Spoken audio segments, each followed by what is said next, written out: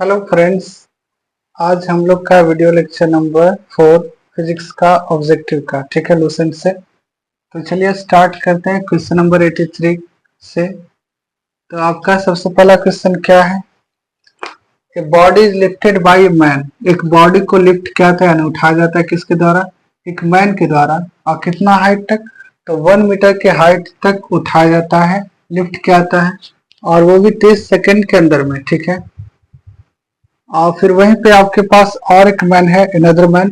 तो वो जो क्या कर रहा है, वो जो लिफ्ट कर रहा है सेम हाइट तक, मतलब जितना हाइट तक पहला व्यक्ति जो है ले गया था बॉडी को, यानी 1 मीटर हाइट तक ले गया था पहला मैन जो है, ठीक है, फर्स्ट बॉडी को 1 मीटर तक।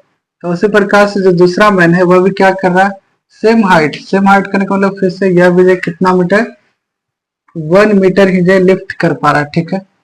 फर्स्ट वाला आपका 30 सेकेंड में जो लिफ्ट किया था 1 मीटर हाइट, 1 मीटर उठाने में कितना सेकेंड समझ लिया, तो 30 सेकेंड। उसी प्रकार से जो दूसरा व्यक्ति था वह जो उसी सेम बॉडी को जो उठाने में 60 सेकेंड का टाइम ले लिया, और उससे बिल्कुल 1 मीटर के हाइट तक, ठीक है, सेम हाइट यानी 1 मीटर के हाइट तक उठाने वजह 60 सेकेंड का टाइम लिया है। तो यहाँ पर हम आपको बता दें कि यहाँ पे टाइम से कोई लेना देना नहीं, यहाँ पर टाइम का कोई यूज नहीं होगा, क्योंकि हमको सवाल में बोला क्या है, वर्क डन निकालने के लिए। ठीक है। तो वर्क डन का फॉर्मूला क्या होता है? तो वर्क डन का फॉर्मूला सबसे पहले हम लोग जानते हैं। वर्क डन का फॉर्मूला होता है फोर्स इनटू डिस्प्लेसमेंट। ठीक है, फोर्स इनटू डिस्प्लेसमेंट। ठीक है। यहाँ पर आप लोग देखिएगा फोर्स किधर को लग रहा है, ऊपर को। जब हम ऊपर को किसी वस्तु को उठा रहे हैं तो यानी यहाँ पे फोर्स हमारा किस डायरेक्शन में हो रहा है, सॉरी, यहाँ पर आपका डिस्प्लेसमेंट किस डायरेक्शन में हो रहा है, ऊपर की ओर हो रहा है। ठीक है। और फोर्स निरंतर इस ऑब्जेक्ट पे नीचे क्यों लग रहा है? ठीक है। तो फोर्स कितना लग रहा है, तो इस ऑब्जेक्ट का यदि मास होता है m, तो इसमें फोर्स लगता है m इंटू जी। ठीक है। लेकिन डिस्प्लेसमेंट किधर हो रहा है, ऊपर की ओर हो रहा है। ठीक है। और कितना मीटर हाइट, तो 1 मीटर हाइट तक जो इसका डिस्प्लेसमेंट हो रहा है, और इसका मास को यदि हम स्मॉल एम के स्थान पर क्या मान लें, कैपिटल एम, तो फोर्स भी क्या आ जाएगा यहाँ पे आपका, तो कैपिटल एम इंटू जी आ जाएगा। ठीक है। ये आपका फोर्स लग रहा है। आप देख सकते हैं दोनों का डायरेक्शन अपोजिट है। ठीक है। फोर्स निरंतर डाउनवर्ड लगेगा, ग्रेविटेशनल फोर्स mg, और यहाँ पर डिस्प्लेसमेंट ऊपर की ओर हो रहा है। ठीक है। ऑब्जेक्ट ऊपर ले जा रहा है लेकिन लगातार फोर्स नीचे, तो दोनों का डायरेक्शन अपोजिट हो जाएगा। तो इस केस में फोर्स का वैल्यू mg प्लस में आ जाएगा, और डिस्प्लेसमेंट जो होगा 1 मीटर वह जो माइनस में आ जाएगा ऊपर की ओर। ठीक है। तो -1 मीटर, और यहाँ पे m आपका कैपिटल था जो कि मास को रिप्रेजेंट कर रहा है, यहाँ पे m मीटर को रिप्रेजेंट कर रहा है। तो यहाँ पे आप क्या लिख दीजिएगा, यहाँ से आप m को हटा सकते हैं क्या, ये तो आपका मीटर है, तो यहाँ सिंपली आपका वेरिएबल क्या आ जाएगा, -m इंटू जी आ जाएगा। ठीक है।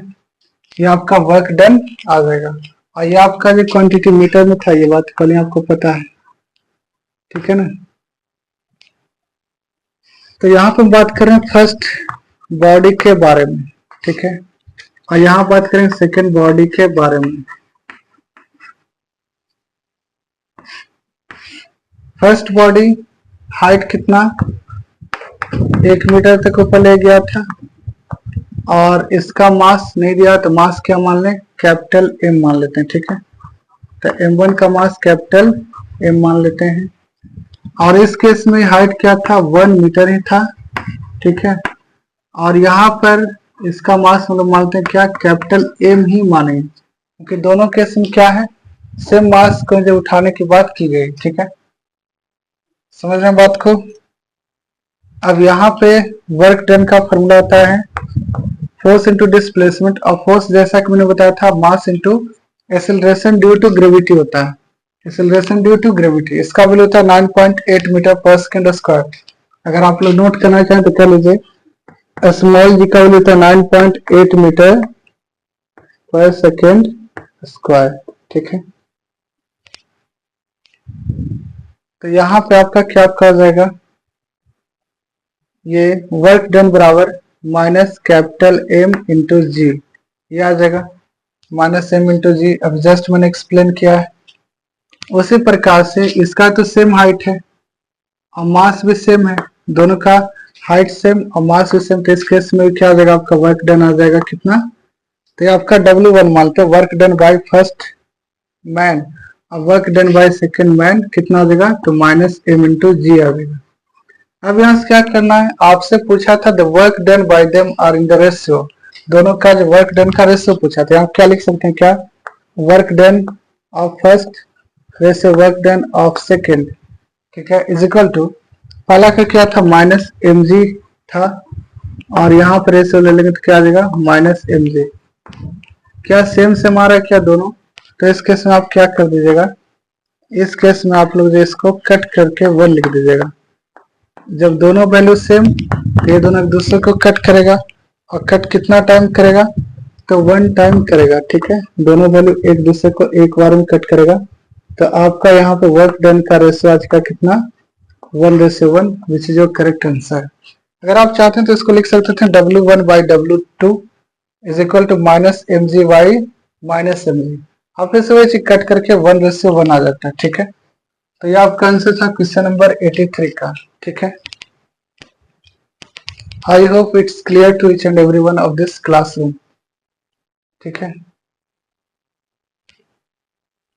आइए अब हम लोग देखते हैं क्वेश्चन नंबर 94 में क्या बोला है, if the radius of earth we shrink by 1%, ठीक है, यदि आपका अर्थ का जो रेडियस है ना वह जो क्या होता है 1% से अधिक कम जाता है, सिकुड़ जाता है, ठीक है, और इसका जो मास है वो क्या है रिमेनिंग द सेम, मास इसका हमेशा क्या सेम है, लेकिन इसका जो रेडियस है आपका वह रेडियस क्या कर रहा है आपका, तो रेडियस आपका जो श्रिंक कर रहा है और कितना परसेंट से, तो 1%, श्रिंक का मतलब डिक्रीज भी बोल सकते हैं, यानी 1% से कम जा रहा है, ठीक है, और इसका मास बिल्कुल सेम है, अभी भी इसके मास में कोई चेंजेस नहीं आया है, ठीक है। और यहाँ पे आपसे बोला है the value of G on the earth surface, ठीक है, यहाँ पर जब आपसे पूछा स्मॉल जी का वैल्यू कहाँ पे, अर्थ सरफेस पे पूछा है, तो यहाँ पर सबसे पहले हम क्या करेंगे, आपका एक फॉर्मूला था स्मॉल जी का कैपिटल GM/r², यहाँ पर क्या लिख दें, क्या स्मॉल जी का एक फॉर्मूला होता है एक्सेलरेशन ड्यू टू ग्रेविटी का, कैपिटल GM/r², ठीक है, यहाँ पर गया m मास हो गया, r आपका जो है डिस्टेंस बिटवीन 2 मासेस हो गए, ठीक है, अर्थ का और एक जो है दूसरे ऑब्जेक्ट के जो है मास के बीच का डिस्टेंस हो गया, ठीक है, रेडियस, r का मतलब रेडियस नहीं बोलेंगे, सॉरी, डिस्टेंस बिटवीन 2 ऑब्जेक्ट बोलेंगे, ठीक है। तो आपका फॉर्मूला हो गया बेसिकली ओरिजिनल, ये स्मॉल जी का वैल्यू हो गया, इसको इक्वेशन नंबर 1 मान लीजिए। अब क्या बोला है सवाल में कि आपका रेडियस क्या हो रहा है, श्रिंक हो रहा है, तो यानी ये आपका था ओरिजिनल रेडियस, तब नया वाला रेडियस को क्या मान लीजिए r', जिसका वैल्यू क्या आ जाएगा, तो ओरिजिनल रेडियस में से 1% कम गया, ओरिजिनल रेडियस हमारे पास था r और इसमें से क्या हुआ 1% कम गया, किसका 1%, तो इसी रेडियस r का ना, जो ओरिजिनल जो रेडियस रहेगा उसी का तो 1% कमा होगा, तब तो जाकर के आपके पास न्यू वाला रेडियस आएगा। तो यहाँ पे क्या लिख सकते हैं, क्या r' का वैल्यू आ जाएगा, यहाँ पर आपके पास आ जाएगा r माइनस, इसको लिख सकते हैं क्या 1/100 और इंटू कितना कैपिटल R, ऑफ का मतलब गुना होता है, तो क्या इसको एक साथ इसको लिख दें, क्या इसको हम डायरेक्ट इसको गुना करके लिख देते हैं r/100, क्या लिख सकते हैं r/100, ठीक है। अब यहाँ से आप एलसीएम ले लीजिएगा तो 100 यहाँ पर आ जाएगा -1 और बटा में 100, तो ये आपका आ गया कितना, यहाँ से आ जाएगा r' का वैल्यू आ जाएगा कितना 100r माइनस r, तो सिंपली 99 r/100, ठीक है। आई थिंक ये चीज सबको क्लियर हो गया होगा, आप सब लोग अच्छे से समझ पाए होंगे, ठीक है। इसको मान लीजिए इक्वेशन नंबर 2। अब आपको क्या करना है, यहाँ पे ये आपका था स्मॉल जी जो कि आपका ओरिजिनल था, अब आपको क्या निकालना है, न्यू स्मॉल जी, यहाँ जो नया वाला जो एक्सेलरेशन ड्यू टू ग्रेविटी हो जाएगा उसका वैल्यू निकालना है, कब, जब रेडियस में श्रिंक हो गया था 1% का, तब, तो नया वाला को मानते हैं स्मॉल जी डैश, तो स्मॉल जी डैश का फॉर्मूला क्या बन जाएगा, तो कैपिटल जी तो आपका कांस्टेंट है, मास में आपका कांस्टेंट है, ये आपका मास बोल दिया क्या कांस्टेंट है, ठीक है। तो यहाँ पर capital G into mass m बटा, लेकिन रेडियस यहाँ पे आपका श्रिंक हो गया, श्रिंक होकर क्या बन गया, आर डैश बन गया। तो आप क्या लिखते हैं, आर डैश का होल स्क्वायर, आर डैश का होल स्क्वायर, ठीक है। अगर यहाँ पे था आर तो आर का स्क्वायर, लेकिन आर डैश आ गया तो आर डैश का होल स्क्वायर। अब यहाँ पे हमारे पास क्या आ जाएगा, यहाँ पे आ जाएगा जी डैश बराबर, यहाँ पे क्या हम वैल्यू बैठा सकते हैं, आर डैश का कितना, आर डैश का आ जाएगा 99/100 आर। तो यहाँ पे लिख दे क्या, कैपिटल जी एम और बाई जी कितना 99/100 इंटू आर का होल स्क्वायर, आर का होल स्क्वायर, ठीक है।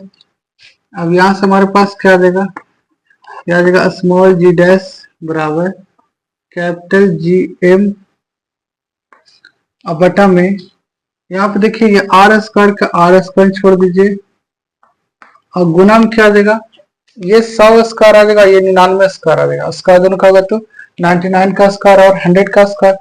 जब इसका हम गुना में ले जाएंगे तो ऊपर आ जाएगा 100 का स्क्वायर, नीचे में आ जाएगा 99 का स्क्वायर। तो यहाँ पे आप क्या लिख सकते हैं, क्या इसको ऐसे लिख देते हैं, कितना लिखेंगे, जीएम बटा में आर स्क्वायर और गुना में क्या 100 ऊपर चला जाएगा। तो यहाँ पे आपके पास आ जाएगा 100 का स्क्वायर और बटा में कितना 99 का स्क्वायर, 99 का स्क्वायर, ठीक है। अब यहाँ एक बात आप लोग बताइए, क्या इस चीज का आप कहीं पे देखें क्या, जीएम बाई आर स्क्वायर, अगर आप नोटिस करेंगे तो आप पाइएगा कि इसका वैल्यू इक्वेशन नंबर 1 में दिया स्मॉल जी, ठीक है। तो यहाँ पे हमारे पास क्या आ जाएगा, स्मॉल जी डैश का वैल्यू आ जाएगा, इसके स्थान क्या बैठा दें स्मॉल जी और इंटू कितना, यहाँ पे 100 स्क्वायर बाई 99 का स्क्वायर। तो 100 का स्क्वायर हम लोग जानते हैं कितना होता है 10,000 हो जाएगा, और 99 का स्क्वायर 100 से एक कम है तो एक का स्क्वायर 01, और 100 से एक कम था तो 99 से 1 कम कर देंगे तो कितना आ जाएगा 98 आ जाएगा, ठीक है। तो यही आपका 99 का स्क्वायर ही होता है, ठीक है। और अगर आप इसका स्क्वायर को डिटेल में देखना चाहते हैं तो स्क्वायर वाले मैथ का जो आपका शॉर्टकट मेथड है उसमें ये बताया हुआ है, ठीक है। आप वहां से इसको जाकर के जानकारी हासिल कर सकते हैं। अब इसको नेक्स्ट स्टेप में क्या लिख देंगे, जी डैश बाई जी, ठीक है। तो यहाँ पे जी डैश बाई जी, जी नीचे आ जाएगा क्रॉस मल्टीप्लीकेशन, तो आपके पास क्या आ जाएगा, यहाँ पे फिर से वैसे लिख दे 10,000 और बाई 9801, ठीक है। तो ये आपका ओरिजिनल वैल्यू था और ये आपका न्यू वाला वैल्यू था। जब आपका डिस्टेंस सिकुड़ गया, मतलब यहाँ पर ऐसे बेसिकली यहाँ पर आपका रेडियस बुलाया था, लेकिन ये रेडियस जो आपका है एक तरह का क्या होता है, डिस्टेंस तो होता है। तो आपका जो रेडियस जो क्या है, यह रेडियस आपका 1% से जब सिकुड़ गया था यानी कम हो गया था, तो इस केस में आपका जो है स्मॉल जी पे क्या प्रभाव पड़ेगा, तो स्मॉल जी का वैल्यू बढ़ रहा है। आप देख सकते हैं जो नया वाला स्मॉल जी आया है जी डैश, इसका वैल्यू ओरिजिनल से बड़ा है। अब कितना परसेंट से बढ़ा है, तो यहाँ पे लिख दें क्या, परसेंटेज इंक्रीज इन किसमें, जी, या फिर एक्सेलरेशन ड्यू टू ग्रेविटी। तो बराबर क्या आ जाएगा, जो ओरिजिनल वैल्यू था, ओरिजिनल वैल्यू कितना था स्मॉल जी, इसका वैल्यू आया है 9801। तो ओरिजिनल वैल्यू का हमेशा हम नीचे में लिखते हैं, ठीक है, और गुना में 100%, और ऊपर हमेशा क्या लिखते हैं, जितना यूनिट से बढ़ा है। तो यहाँ पे आप देख सकते हैं यहाँ पे वैल्यू कितना यूनिट से बढ़ा है, तो 199 यूनिट से बढ़ा ये वैल्यू आपका, ठीक है। अब यहाँ पे आप क्या कीजिएगा, जैसे आप इसका कैलकुलेशन कीजिएगा तो आपका आंसर आएगा 2.03%, ठीक है। यहाँ से आप कैलकुलेशन का पार्ट ही आप खुद कर लीजिएगा, हम इसको कैलकुलेट करने नहीं जा रहे हैं, ठीक है। इसका आंसर हम डायरेक्ट लिख दे रहे हैं कितना 2.03%, ठीक है, 2.03%, ठीक है। ये समझ गए 199, ये आपका जो इतना का इंक्रीमेंट हुआ है 9801 में जब हम 199 को ऐड करेंगे तब आपका 10,000 आ जाएगा, ठीक है। तो यहाँ पे ये कैलकुलेशन आपका आ जाएगा 2.03% is your correct answer. This is your all about approximate value of small G, ठीक है। ये आपका जो स्मॉल जी में कितना परसेंट का इंक्रीज हुआ तो आपका अप्रोक्सीमेट वैल्यू आज का 2.03%। ठीक है, I think it's clear to each and everyone. तो आज के लिए इतना ही, मिलते हैं नेक्स्ट वीडियो में।